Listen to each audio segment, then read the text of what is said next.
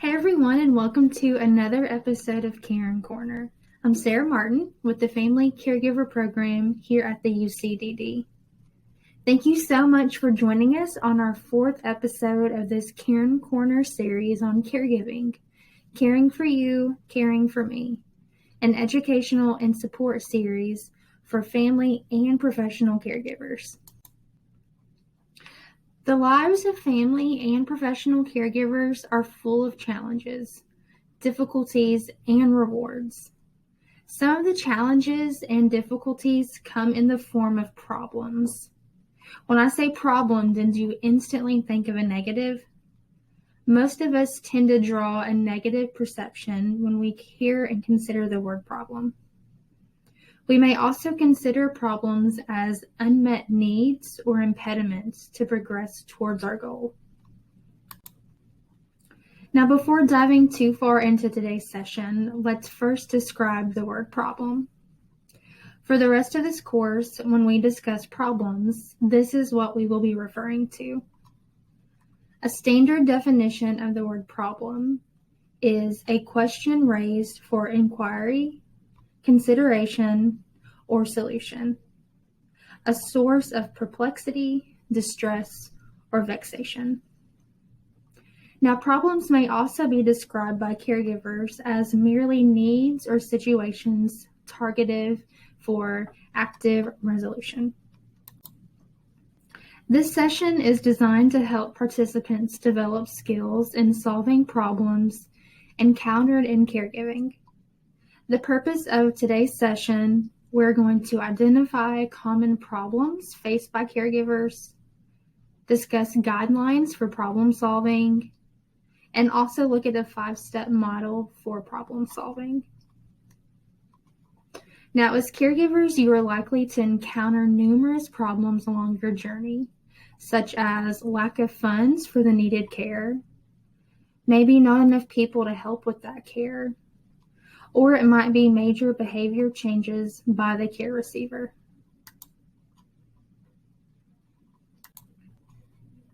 We are able to anticipate some problems, such as the ones described earlier.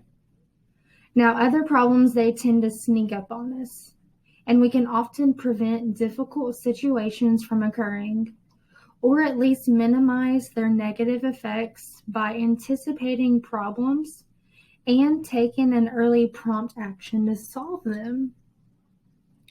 This is called being proactive rather than reactive. Being reactive means waiting until some situation happens and then responding to it. Now, when we're proactive, this means anticipating, planning, and confronting problems before they reach crisis points. Being proactive puts you in control of the situation. According to C.L. Klein, problem solving is the procedure we follow when developing plans for responding to life's challenges. It is a flawless skill, but is also a useful psychology. Practicing good problem-solving skills is a confidence builder. Caregivers will more than often succeed in their caregiving problem-solving when you're creative, flexible, and adaptive in facing any problems, no matter what method you choose to come to be a solution. Problem-solving skills can help reduce the burden that caregivers often feel, which we talked about in an earlier session. So today we're going to look at some problem-solving guidelines. We have 10 of those listed here. And number 1 is we need to understand that problems are a normal part of any life. Second, tell yourself often, I am a problem solver. Third, only try to solve problems which you have some control over.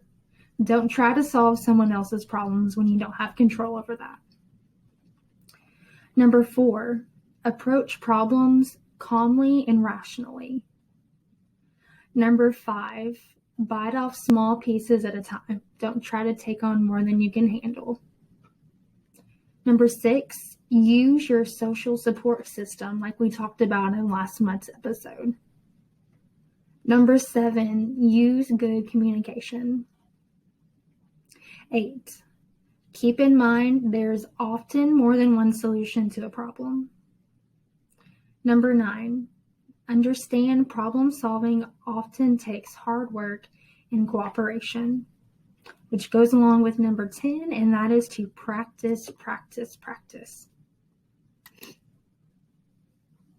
Caring for You, Caring for Me has created a 5-step model to help caregivers problem solve more effectively. So let's take a look at each of those 5 steps. Step number 1 is defining the problem. Try to understand exactly what is involved with the problem and identify what that real problem is, and not just the symptoms. Gather insight from all relevant sources for a better understanding. Include members from social support because they can help encourage you and also help examine all different sides of the problem. And then you also want to be specific about the problem. Step number 2 is to identify and list alternative solutions using a brainstorming technique. So you want to list as many options as possible. Try not to evaluate or censor ideas when presented. Be creative and non-judgmental. And also make sure everyone has an opportunity to participate that's involved. Step number 3 is to evaluate options and then choose a course of action. Reduce your list by omitting those that are clearly not feasible. They might violate legal, ethical, or value concerns. And then you want to evaluate the usefulness of each of the remaining options. Consider all possible outcomes, both the negative and the positives. Select the option that appears to be the most feasible or best likely outcome. And you want to always have a backup plan just in case that first option does not work. The 4th step in problem solving is taking action and implementing your solution. Map out a step-by-step plan. Determine the people that are responsible for each task.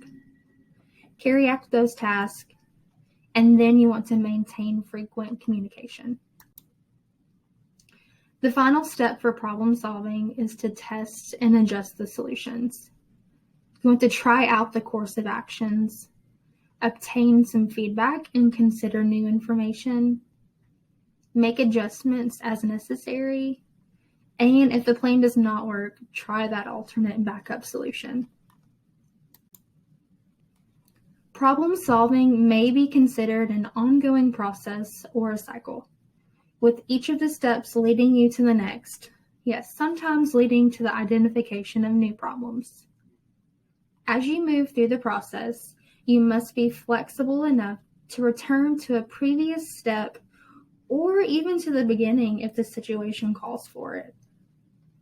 In moving through the steps in problem solving, you may also identify new problems that need to be addressed.